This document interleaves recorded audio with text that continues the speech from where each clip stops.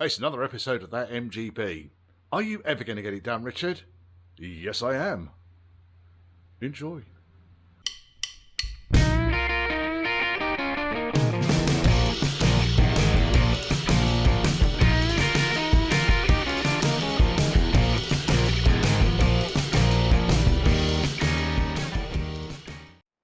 And before we get in, can you check you're subscribed? And if you're not subscribed, why not? Click the little dingly bell thing as well, and it'll give you upcoming notification of great content like this. If you fancy contacting me, then it's Church House Classics, and that's all one word, at gmail.com. And if you fancy buying me a pint or just supporting the channel, it doesn't have to be a pint, it can be supporting the channel, then there's a PayPal me link scrolling down here somewhere. And both email and PayPal me link are in the description below this feature. Enjoy. Okay, so we've been having fun. Right, now, I've got most of the wires understood and exactly what they are. As you can see, I've unbound the loom and I've held it back together again with zip ties.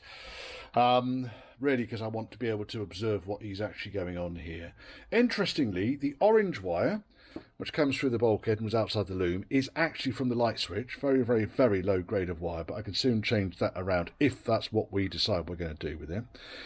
Then we get the red wire goes down to the front lights. Great, that's fantastic, because that does side lights, these little chappies down here. So if I put the side lights on, hello side lights, boop, and we should have a pair of side lights. Oh yes, oh yes. Now, interestingly, the wire that goes to the back of the car, the side lights, is black. Yes. Well, that's helpful, isn't it? Never mind, at least we know what it is. So that explains then why I have got one connector here with a red wire, an orange wire and a black wire all going into the same connector. There it is, black wire, orange wire and red wire. Okay, so we're happy enough with that. I'm happy enough-ish with that. I'm not, I'm appalled by it. So then I thought, well, let's work out what's going on with the horns. So I've disconnected a horn. With the battery connected, I should have a positive feed on one of these two wires, which went to this horn. Oh, that one's got a positive feed, so this one must be an earth. No, that one's got a positive feed too. Oh, well, that's interesting, isn't it? Because the green wire I would expect to be a positive feed, the orange wire I wouldn't. So what's going on the other horn, which is over here? I appreciate you guys can't necessarily see that, but I'm not moving the camera every time. Right, 12 volts. And nothing. So I think there's a crossover on the wires. So if we leave one of the horns connected and we go back into the car, we'll see if the horn press works. Woo! Right, so we've got one horn is working. So then, what do I want to do? Right, so then let's connect one of the wires up to the other horn and give it an earth. Right, so that's working. Now, what I don't know is which of these two. So if I connect up both, I've then got two 12 volt connection going to each of the terminals. Well, he doesn't like that. So there's something crossover on this wire. It's telling me it's got 12 volts to it. If I put it on the horn, I'm getting 12 volts. If I put the other one on the horn,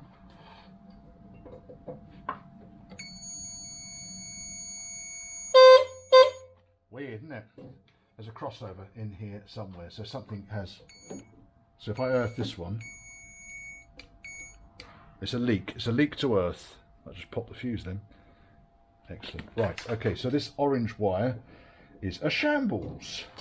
So we connect the green wire back up. What we probably need to do really is get the grill off so I can see what's going on with all this wiring here. Because there is just a world of fucking shit going on down here, I tell you. It's all dangling down. There's just Scotch connectors and crimp connectors, and it's horrible. How are we going to do that? Does this grill come off fairly easily, you think?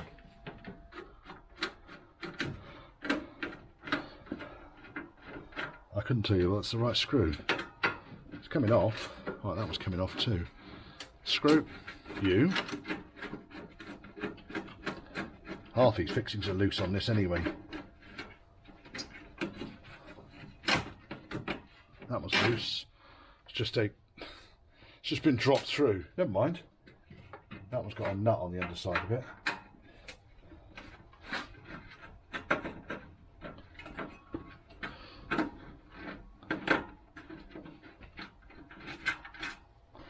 Right, now, is this going to come out? Yes, it is. Hallelujah. Right, okay. One nice MGB grill. It's going to go over here. Now, let me show you what it was I was looking at.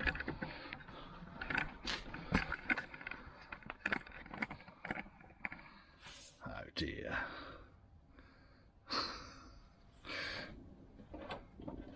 That's trapped under there. There's that nut there on the P-clip, because I really want to drop this loom down so I can see what is going on and replace all of this shit, because it's never going to be a reliable system, is it? And you can see here we've got a number of P-clips which are secured to the front panel. In fact, there's not one on that one. There's 3 P-clips. So let me get those off, and then we're going to see what's going on with the wiring. I mean, typically with any of this Lucas wiring, you should use colour match to colour. So blue and white would go to blue and white, etc, etc, etc. When we start having extra wires connected into the loom, we've got no idea.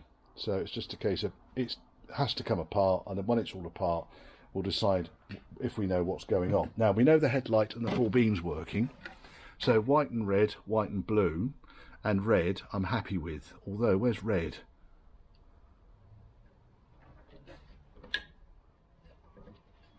I wonder if that's red. It's supposed to be red. Side lights. It's a crushed wire anyway, whatever it is. But it's had one of these beautiful things, Scotch connectors put on it. That's all right. It happens. La la la, la la la la, la. Thanks to James, the curry monster, for all these containers. It's a shame they didn't have curry in them.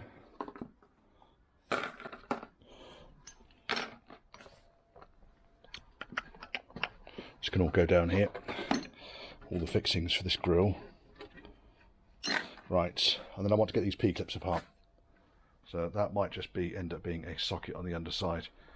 I mean, they've got paint over the top of them, so I don't know what I'm going to do there. We'll sort it out. Anyway, I want to get the P-clips down so I can get the loom down, work out what on earth is going on. So many orange wires. Anyway, I've cleaned it all up. So these orange wires come from the red wire, which then goes to the side lights. And you can see here they've been spliced in and joined back up to a red and black wire.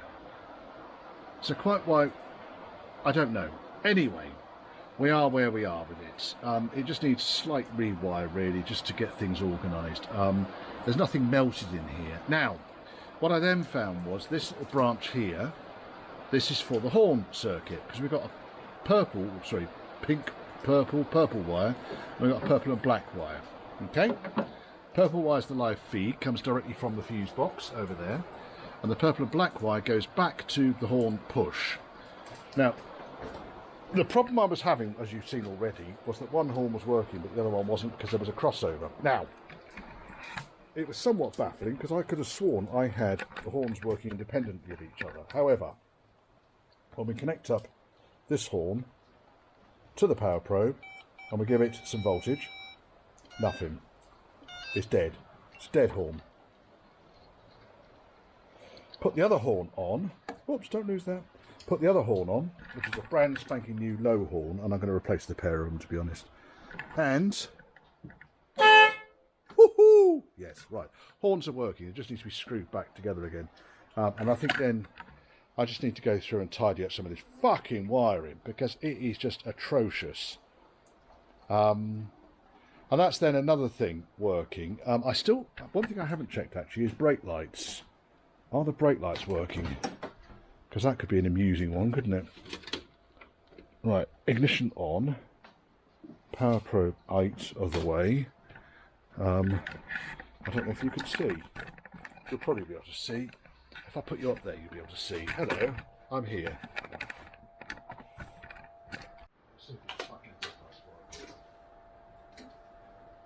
Yes. Oh, that's encouraging.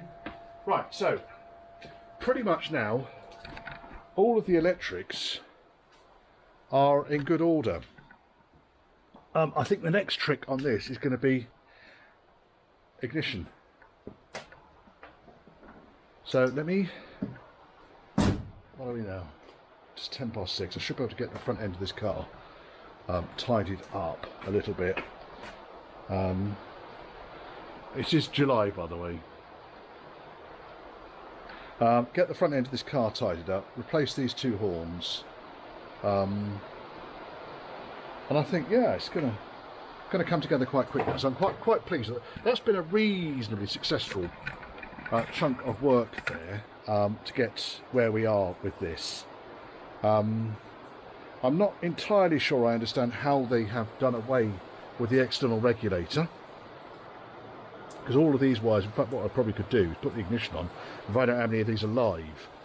There are a couple of them over here which just sort of end in a terminated kind of blank, and as you've seen already, there's this different wire that comes through the loom which connects up to the ignition warning light, which is working.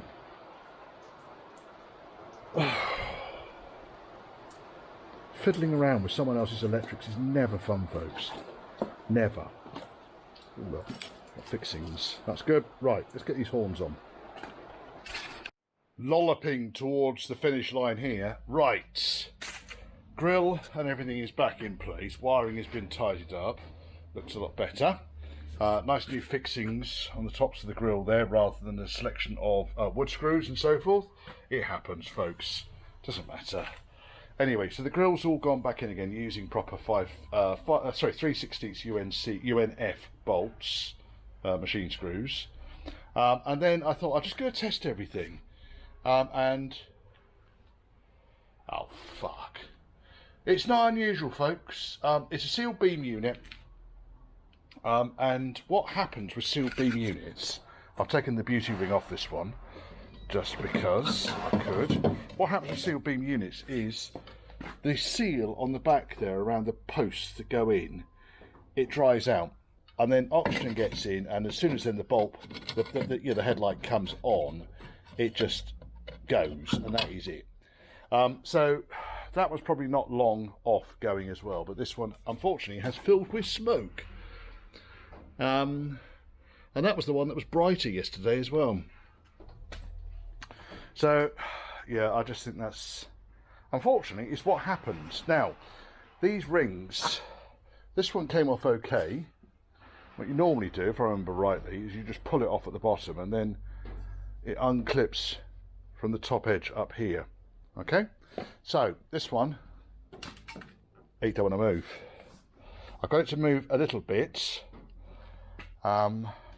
using tyre levers and so forth. Yeah, so I've got it to move a little bit. Might actually go, now I've pushed the bulb back in. There it is, the fucker. Now, behind here we can see the headlight unit and the adjuster. So it's, on Range Rovers there's 3 fixings here, and there's one fixing which will actually hold it into place. And what we've got then is a spring loose in the bottom of the container for some reason. Looks like that's just fallen off. There's not even a spring on the other side. The spring's there really just to hold the headlight straight and true. But as you can see, the headlight bowls themselves are looking a bit gash. Right, let me put the camera down for a second. That's just because I needed 2 hands to pull the connector off. I didn't really want to rest this on the paintwork. And here you can see it's just full of smoke. I've had it before. With these, and it is literally because one of these seals on the back has failed, I'm afraid, and it comes to them all. Right, so pair of new headlights. I'm not particularly bothered about that. Could stay up there for a second. Whether we do the bowls or whether I just clean the bowls up, I don't know. I'll talk to the customer. I don't particularly want to do the bowls because I've just done all the fucking wiring. This one, again, maybe I'll just give them a quick clean up and de-rust.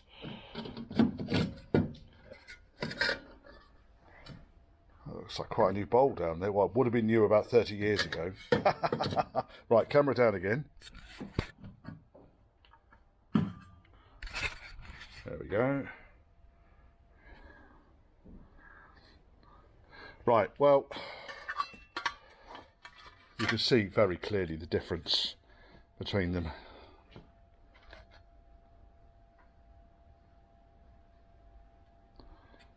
And that's what happens. It's got USA stamped on it. Seal beam. And seal beam written around the bottom. That one's a Wagner. And this one is a USA. USA. USA. Drive left. Which we do. I don't know why you need to write that on there, because it's the correct side of the road to drive on, of course. So this might just hang on to this as a spare. I mean, I'm actually inclined to replace these with standard H4 headlight units, non-sealed beam, because then at least the halogen bulb can be replaced as and when it needs to be.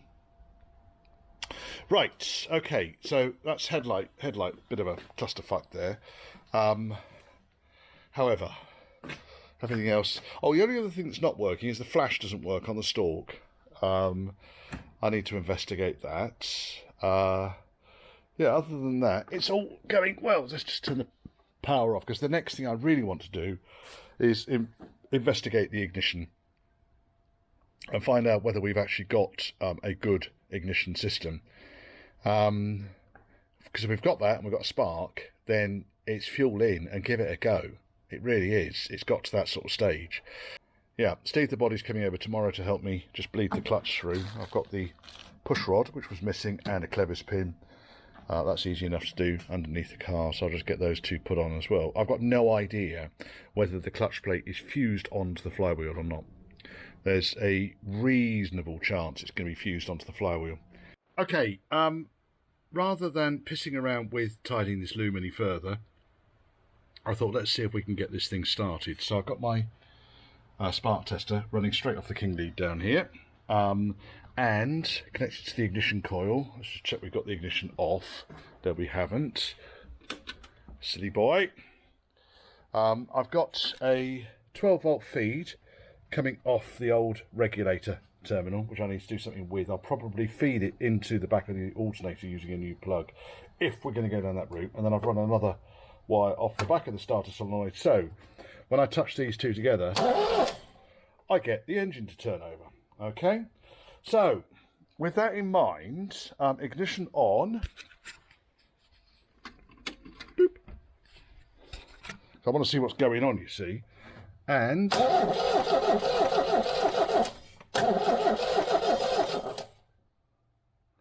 there's something sparking down there. What's sparking down there?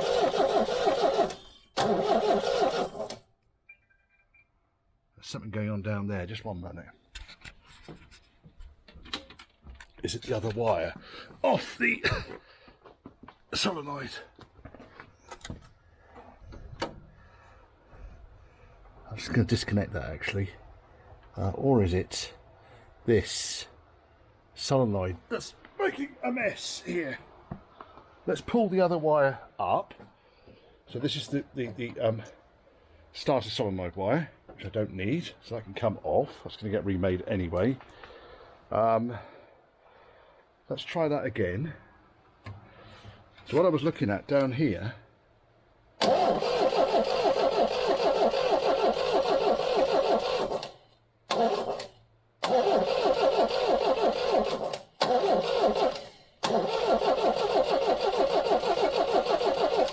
we were getting, so you can see down here the starter motor is struggling a bit.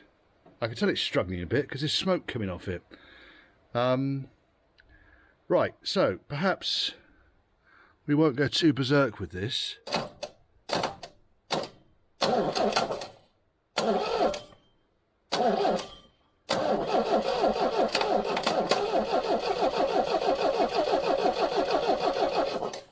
Starter motor has actually started behaving itself. Right, okay. Suffice to say, there is smoke coming off the starter motor now. I don't know if you can see that. And also we've got no spark. So we've got the negative terminal connected up already at the moment. I've got the ignition turned on. Oh, ignition turned on. And let's check voltage. So we're getting 12 volts to the points. And do the points open?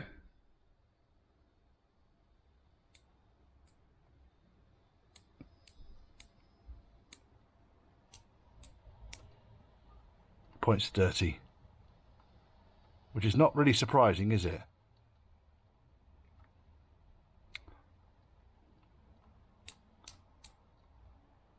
So I think we're going to get a new set of points for this. But the good news is we are getting a spark. It's not a very good one.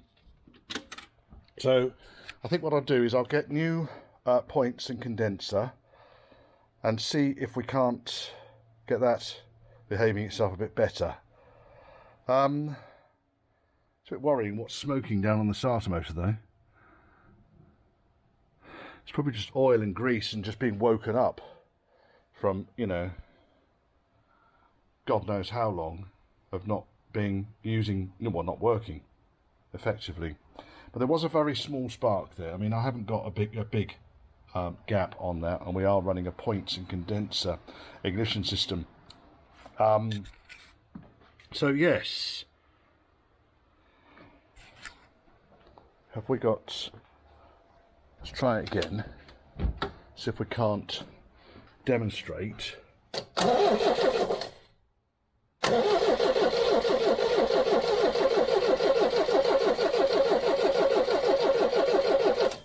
Right.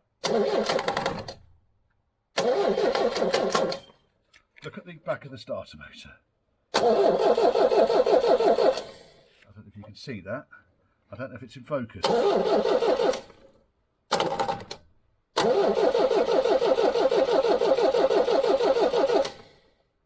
It's behaving itself. I just think the points are fucked. And again, we've got smoke coming up from the starter motor, which we don't really want, do we? I suppose I could get the power probe down there and put it on the terminal and see what is actually going on with it.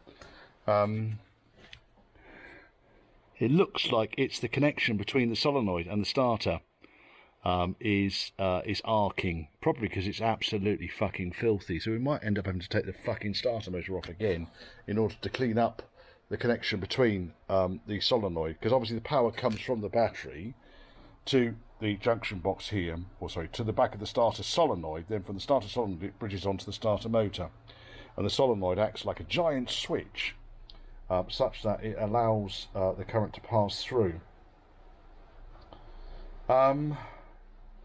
Right. Okay, let's get the power probe out. Turn the power off. And we are all apart. So easy enough to take the base plate out of these things. You can see this thing very clearly needs a damn good clean up. But once the base plate's out, I can just double check. So things like the mechanical advance is working. I can see the vacuum advance is also working, although the vacuum pipe itself is broken, so I need to get another one of those. The most, look at the points first and foremost. We look at the face of the points. We come out into the daylight. Let's go on to the bonnet over here. Yes, nice July day today. Yes, it's a beautiful July summer. Apparently, there's some global boiling on the fucking way. Right, so we're looking at the points here, and you can see the face of the point is very clearly burnt and pitted badly.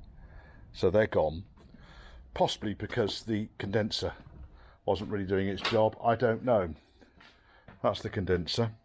The condenser really should have two wires going to it. One of them then goes back to the ignition coil. As you can see, that wire was not attached, loosely attached. The earth wire that connects the top and bottom plates is in a perilous state. So we might get another one of those too. So we're looking at points condenser, and that will come with all the bits of wire and the earth wire. Clean the base plate up. and put it all back together, I think it will be okay. I think we stand a fighting chance here. So that screw there was for the points. This screw here was for the earth strap and the condenser. And what I really could do with is cleaning up the body of the distributor without taking it out, because I don't particularly want to take it out, so I can identify the model. And I think it's a 45D4 distributor, but I could do with getting the labelling off the side of it. On these, you'll notice I've zip tied the oil cooler pipe up to the side there, because it just gets in the fucking way. Really does get in the way. So yeah, I'll give that a clean up now, and I'll see if I can identify what's going on there. And then kind of we started getting a spark, but it wasn't a particularly good spark, and I think all of that lot in there is the main reason why. I couldn't face putting that bloody terminal, that thing down there, terminal back onto the back of the alternator with its cracked up nasty old wire. So using some fresh wire and a new terminal, I have made up a loom, which will go from the terminal post around to the back of the alternator. And then I've also incorporated the wire here for the ignition warning. I think that's a sensible use of time there. I still need to sort out some of this stuff here. I mean, some of this is really fucking gopping. This is the wire that goes to the ignition coil. I still need to work out what I'm going to do with the other wire, but I need to get the bits really for the distributor before I can go too far down that line of putting the distributor back together again. That can go back in there, thank you very much. Using my bloody car as a workbench. Richard Hudson, what are you like? Behave yourself. Oh, furthest reaches of the workshop. Pixies are probably hiding all my 10mm sockets down there. Right, okay, let me install that now, and then that can more or less be ready to go in. So I took off the connector for the external control box, and the only wires really that I've got left outstanding from that are the original ignition warning light, which doesn't seem to be doing anything at all, and as you've seen, we've got another ignition warning light, which is this wire here, which I'm going to basically put a bullet on so I can connect it into that new piece of loom. The brown wire that went off it, so there was a live wire, battery live wire, very conveniently went up to here. It would have originally gone down to the back of the starter motor. The brown and yellow wire would have gone round to the back of the alternator, and the brown and black wire, or the black and green wire I should say. Anyway, whatever it is, it's all out. The only wire that's left here in the loom as a legacy is an earth wire, which has got good continuity back to earth again. So brake wires can go back on. Now, what's this other crap here? This lot here. Oh right, okay. So we've got a brown wire that goes to the fuse box. So this brown wire, I'm going to shorten that in a second because it doesn't need to be that long, goes round to here to a bunch of brown wires on the back of the fuse box, and then it goes back off that and into the main loom, which is fine. That keeps that all fairly standard. All I've really done is relocated all the wires that were on the back of the starter motor to right there. Yes. I'm going to take this distributor out of the engine. It's actually not a huge amount of work. So I've cranked the engine over to top dead centre. You can see the markings down here on the crank pulley, hopefully. If you can't, it's over at top dead centre. The rotor is pointing to number 1 firing position. You're going to focus there, and I put a white dab of Tipex. Give me a rough location for the rotor. I'll be able to confirm that in a minute. And I've also painted some correcting fluid, Tipex, whatever you want, and then draw a line on it which goes directly to the line on the base plate. This means that when I undo the pinch bolt, which is there, I should be able to extract the distributor extract the distributor and relocate it back exactly from whence it come. Assuming, of course, it was in the right place to start off with. We don't know. No, we don't. I might have to get a ratchet spanner on this, because it's not entirely accessible. Let's use the Dale light. I better stop videoing because he's got music on really loud over the road and I'm going to get demonetised. Okay, so we are out. And it's all looking all right, actually. I've given it a bit of a quick wipe over. It's unfortunate on these, the markings that I need for ordering parts and so forth, they're on the underside of the distributor body. It's really fucking helpful there, isn't it, folks? Now, one thing I did notice, because I was just starting to build this thing up on the bench, the base plate, that should freely rotate on the base plate, because that's what your vacuum advance is working with. That, to my mind, just seems a bit stiff. There it goes. It's moving. It's moving. Oh my God. We might have to get a new base plate, chap. I'll give it a soak and just see if it's just not solidified. Let's pull the pin. I don't want to actually break the pin off, but that might just be a bit too stiff. Vacuum advance is not really going to work on that. Mechanical advance bob weights, they work. They're fine. There's nothing wrong with those. So I'm happy enough there. Needs to give it a quick jet out with the WD-40 just to clean it up. Right, so I'm going to get some bits ordered up. Right, giving it a damn good degrease. And it moves now. It's going to help, isn't it? Right, I shall dry that off now. And I can go back in again. So the top and the bottom halves are now working. There is actually a small kind of earth strap there. There was also another second earth strap that went to one of the posts. I'm not convinced you need the second earth strap. I will double check, because it looks like that pin there to that strap there touches between the two plates. So we should be okay. But that's because obviously the points will need, you can see the amount of crap that's coming out of this joint here.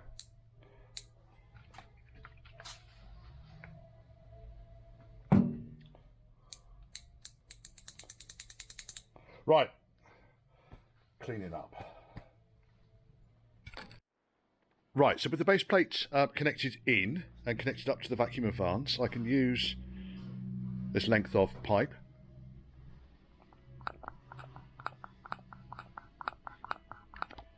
to suck on the vacuum and watch the base plate move, which it wasn't before. Okay, right, we're waiting for points and condenser next.